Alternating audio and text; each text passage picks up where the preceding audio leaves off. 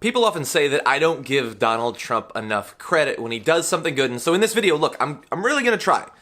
I have to acknowledge he did help stimulate the economy, and he did it before he even became president. Now, to be fair, it was very targeted, specific stimulation of the economy. It was Vanity Fair subscriptions over a very short period of time, but it was something. So the leader of Condé Nast said that this was the highest number of subscriptions sold in a single day ever at Condé Nast. And the reason for that is, as you know, since you paid attention to the news last week, he sent out a tweet attacking Vanity Fair saying, "Has anyone looked at the really poor numbers out of Vanity Fair magazine?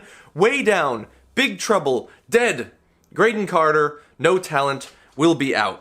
Which is, of course, ironic because he's literally been sending tweets about Vanity Fair dying for something like 4 years at this point, and I have to give credit to any magazine that can survive for even 4 years, let alone all the time before that. And I'm assuming at this point you know why he sent that tweet. He literally went on Twitter and attacked a magazine because they posted a negative review of a restaurant with his name on it.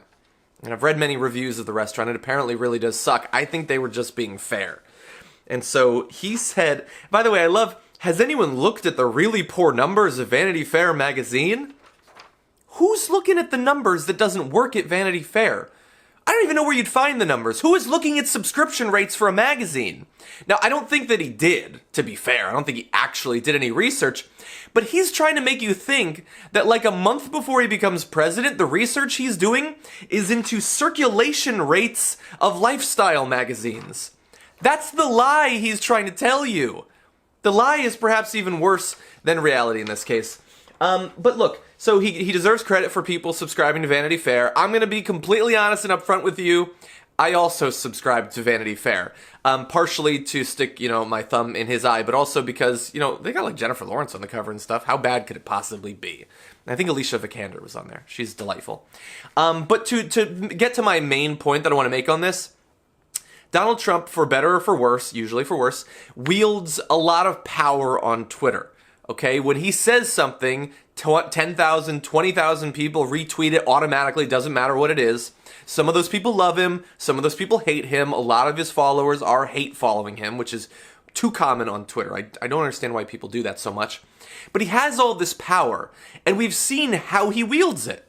He attacked Lockheed Martin, he attacked Boeing, he attacked Vanity Fair. Now, in 2 of those 3 cases, he literally caused billions of dollars worth of their stock to disappear, which I assume with the weird way the stock market acts will eventually come back. But at least in the short term, he did an immense amount of damage to these 2 companies.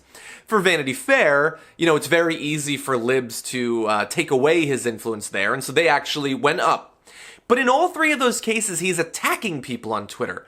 Why isn't he boosting products on Twitter? Why isn't he creating value and creating jobs and boosting the economy in a way that even I, as the person in this world who hates Donald Trump more than any other, has to admit he could?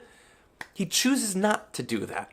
He is not a creator. He's not a builder, fundamentally, despite his background in real estate. He is a destroyer. He can take away things far easier than he can build them.